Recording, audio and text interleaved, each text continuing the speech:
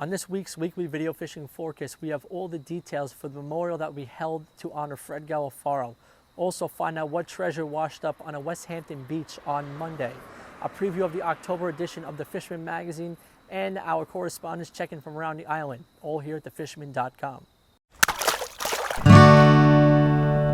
The Fishing News is sponsored by these fine partners.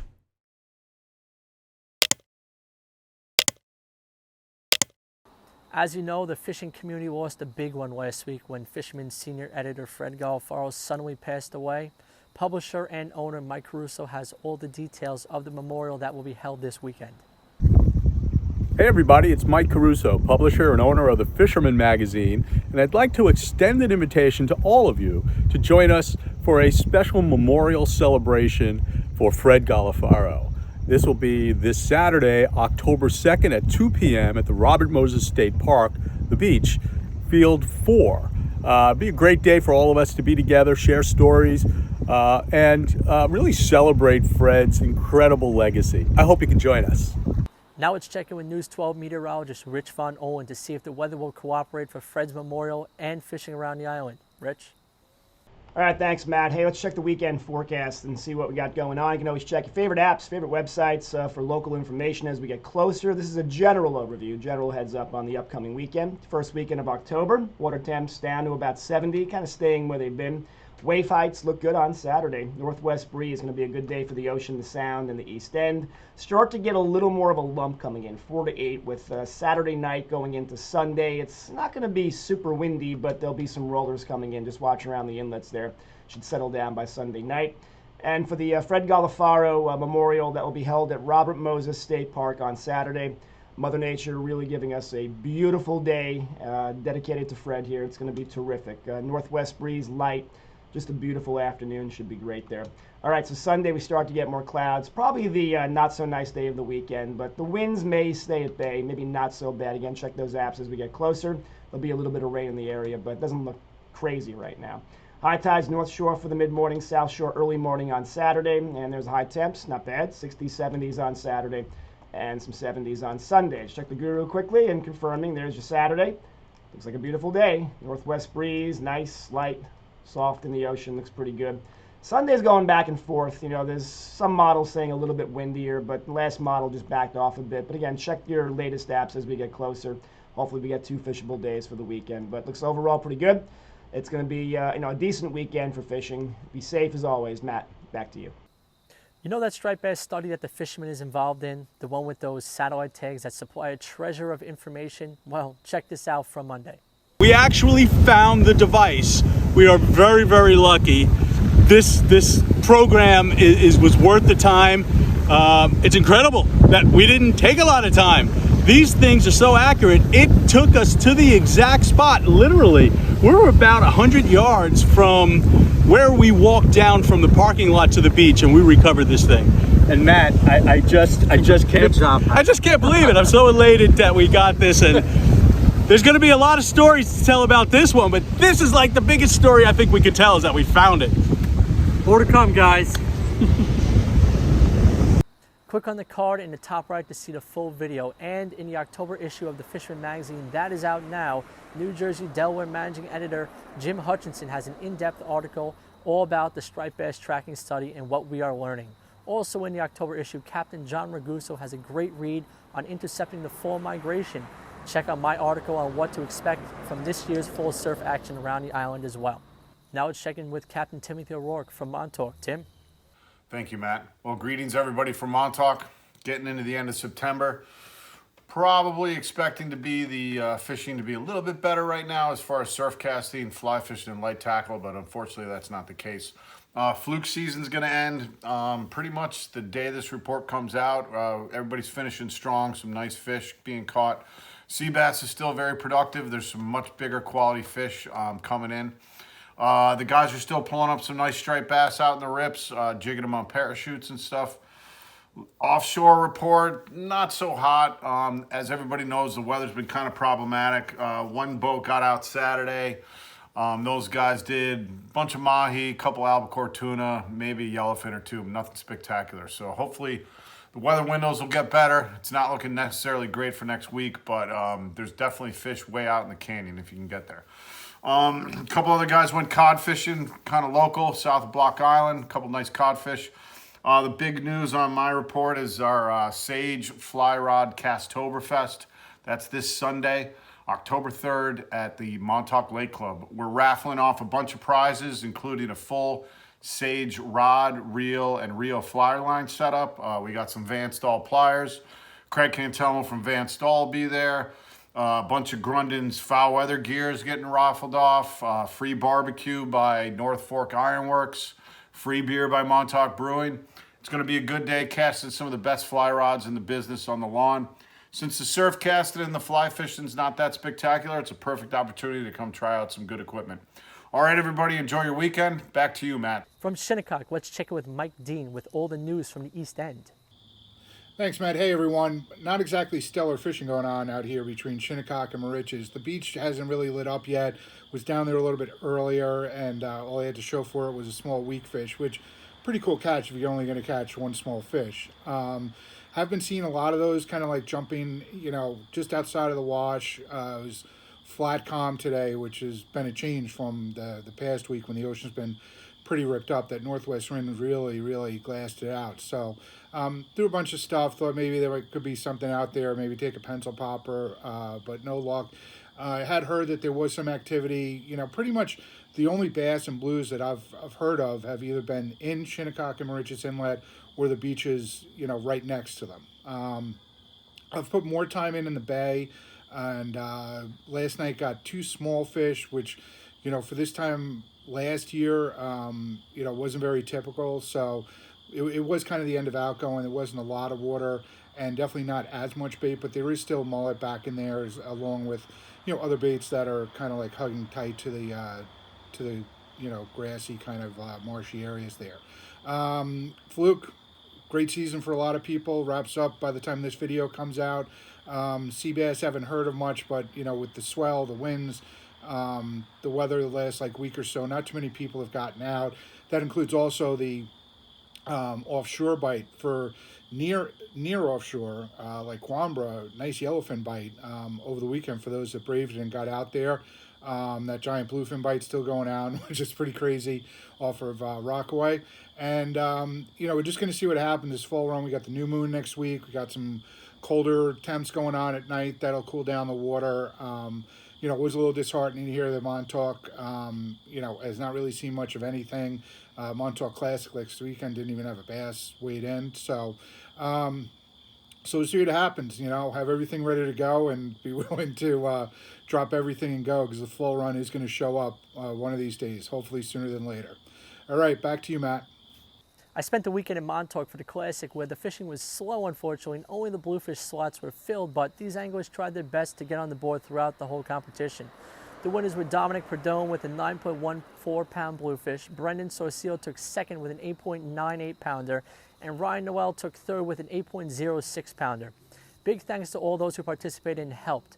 I also did get word the Albies showed up at Shinnecock and Moriches through the week. Some small bass are also being picked along the Smiths Point stretch after dark, and all the inlets from Shinnecock to Jones are seeing a decent pick of blues too. Additionally, keep in mind weakfish are roaming the back bays and around most bridges. Some of the docks in the Great South Bay are seeing a few too. Matter of fact, the urban angler Raul Ortiz has been putting in some overtime and found the weakfish in some West End bays too. On the north side of the island, a mix of bass and blues have been out front on the sound beaches, while weakfish can be caught inside the harbors. Now let's get an update on the Dreamboat contest with Tim C. Smith. Some major movement on the Dreamboat standings. The neck-and-neck race for the number 1 position swapped this week with a 3.49-pound porgy entered by Joseph Yam. Joseph now holds the number 1 position over Henry Piacentino. What will happen next week as the drama unfolds? Other entries include Stephen Lund's 7.5-pound weakfish, Rocco Calisa's 2.87-pound sea robin, and a 17-pound bluefish from Derek Chiro. The Dream Boat Fishing Challenge is the Fisherman subscriber-only multi-species fishing competition with a chance to win a new Steigercraft center console powered by Yamaha, along with many other great prizes. Subscribe now to the Fisherman magazine to be part of the action. With our fly and freshwater report, we have Paul McCain from River Bay Outfitters. Hello, Matt. Well, this is another great week. We actually We actually did a big thing at the park with the DEC. It was a women's fly fishing expo. It worked out terrific. I was very fortunate. I was a guide, so my clientele, we all caught fish. We had a great time. Thanks, kudos to Sue from the park, did a beautiful job setting up. Kudos to Heidi from the DEC. She ran with Walter and Francis, did an absolutely terrific time.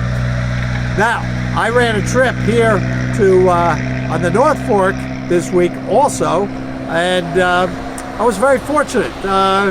Well, I had a good turnout, even with the threat of showers. We had a good turnout, but it was windy. Hard to cast for the fly rods, but it was windy, and no fish caught during the day. But in the evening, here's where you could explore and check out things. And I was looking at my Google's map, and I said, this salt pond looks too interesting to turn up. And so I went with with John Troy and Al, and we said, let's give it an hour or two. Well, we each had about 13, 14 fish. Nothing big, mostly in the 14 to 16 inch range, all on 8-weight rods. They fought hard, but it was tight lines. We had easy over 10 each. It was great. As far as I went out on the South Shore in my boat on Monday with a good friend of mine, Tom, and there again, it's bluefish in the inlets. I found that the best tide for me is an incoming tide. They were blitzing, where I've never seen this before, where they're actually side to side, just jumping out of the water, hitting the spearing. It was crazy. As far as freshwater goes, the good news is the Farmington is fishable again, and I'm hearing great reports from it. Housatonic's dropping, and that's a terrific stream to fish in the fall. As far as the ponds, the weeds are dying down. Bass are still around. People can fish for them. And it's it's the fall. Let's get out there and enjoy it. So don't forget, next Sunday is the Sage Casting Expo over in Lake Montauk. And it's going to be great. I'll be there. So Sunday, be there. All right. So until next week, tie lines, everybody. From the Fire Island area in Great South Bay, let's check in with Captain Al Lorenzetti. Hey Matt, Fire Island report. Looks like we're going to have a pretty decent weekend. Friday, Saturday, really good. Sunday, a little iffy. And, Greg, Patty Ann charters, they're beating up on the bluefin tuna. Every time out there, he's catching all kinds of tuna, giants, releasing them, fish 150, 200 pounds. So he's doing a great job. Rockaway Canyon thing still going on. Guys in kayaks with 50s catching tuna fish down there. That's craziness. Inshore here, the bottom fish bite is awesome. Kingfish and blowfish, pretty much all you want. Still a couple of weak fish around. Fluke season's closed, but there are other things to look for. A lot of bluefish in the back bay, and the first striped bass just showing up now too. So I'll be working on that pretty much for the rest of the season. I guess that's about it for this week. Matt, take care. Talk to you next week. From Northport, we have Mark McGowan from Cow Harbor Bait and Tackle. The name of the game up here on the North Shore has been the wind. It's all about watching the wind. We're heading into that October time period, and that means that we're going to start getting these northerly winds that's going to drop the temperatures down. Right now, the water temps hovering around low 70s. We're looking for a substantial change, maybe 3 beautiful cloudless nights in the low 50s to usher in like a big change. You're going to look out across the water. You'll know it immediately. There's going to be fog. You're looking for fog. Fog is a big indicator to really get these fish on. What do we see? We see lots of bait. So the formula is there. There's lots of peanut bunker. There's plenty of adult bunker. There's spearing everywhere. The fish are hanging out. They're lethargic. There are striped bass here. There are bluefish here. They're just waiting. Trust me on this. It's going to happen on the South Shore. It's going to happen on the North Shore. So watch your reports. Keep your nose to the stone, the grindstone, get out there, look around. Early mornings, nights, it's the ticket. Remember, we're looking at this change in the sunset. So each consecutive week, we're getting, the timing of the sunset's getting less and less. So you want to plan out your days, early mornings, sunsets, hammer it out. Don't overlook the nighttime. There's big fish out there right now. They're quietly being caught, and you need to get out there and enjoy it. If you're on the boat, the jigging is just going to be heating up more and more. It's the last day of fluke here on the North Shore. I've seen some nice ones come up this week. Not a lot of people out there due to the conditions, but they're out there, and some of these fish that you see have been like quite a fish. Beautiful stuff. Sea bass stick on those wrecks and rocks. We're coming up on Blackfish Right next couple of weeks, so we're going to be bringing crabs into the shop. We've got a huge selection of grundins, lots of foul weather gear here. We've been giving out beautiful deals for everybody. If you're a customer loyalty points member, come in, sign up for free, get it at Cal Harbor, turn it into instant savings here. We've got grundins, we've got sims, frog togs, waders, boots, you name it. Lots of fall gear, lots of plugs, lures, and the best bait in the world. Come on down to Cal Harbor Bait Tackle. Thanks for listening to the report, and as always, I bid you peace and tight lines. From Oceanside, we have Captain Joey Leggio. Thank you, Matt. So, a report out of the Reynolds Channel, Debs Inlet, Landing Beach Bridge, Blue Parkways, all that whole area. There's still fluke to be had in the bay. There is plenty of life. We're out here today, as you can see. I'm on the boat right now. Lots of action. Probably had 20 fish. No keepers, but lots of fun. Light tackles, small little bucktails, small gulps, and just jigging away at them. Great for the kids. To have my son with me, had a blast today. Also, while we were fluking, some of that rain bait, the bay anchovies came up, and the blues are behind them. Had a blast catching the blues on all the top water stuff I had. And the blues are actually pretty nice size, probably like 5-pound range. They were good fish, a lot of fun on the spin gear. In the ocean, on that tuna scene, which is still going on months later, my buddy Joey DeVino had a nice one on the spin gear. As luck would have it, he had a 70, and he also had a Stella spinning rod set up. Of course, he puts both rods out, and what does the fish hit? The spinning rod. So he fought the fish for about 2 hours, and the fish was 200+ pounds. Landed, weighed in at Bay Park Fishing Station. So congratulations on that one, Joey. That's pretty cool. The bridges, the dock lines, they're all producing bass. Clam chum either the top or the bottom. Either way, it works. You're catching fish on all of them. Plus, there's blues mixed in as well. And tons of micro sea bass and micro little baby blowfish too. On the reefs, I went out the other day. I took out Ralph and Steven and a couple of their friends, and we started with the tuna with no luck. Gave up after about an hour and a half, and shot over to some of the wrecks a little bit deeper. And we picked away. We had a real good spot. We just picked away, and the guys limited out on some real nice sea bass to almost 4 pounds. I spoke to all the guys on the reef. They said the fish were smaller, but again, there was still plenty of life on the reefs as well. So that's basically my report. The fish are there. So get out there. I mean, it's still beautiful out. Today's an absolute gorgeous day. Get out there, fish. Again, get those kids out. Get them in the tackle boxes and get rid of those friggin' X boxes, man.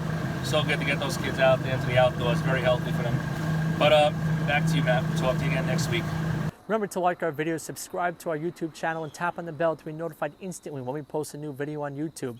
And of course, to be subscribed to the Fisherman magazine to be part of the Dreamboat Contest and Coastal Kayak Clash. Check out this video's description on YouTube for all the related links and index for specific reports.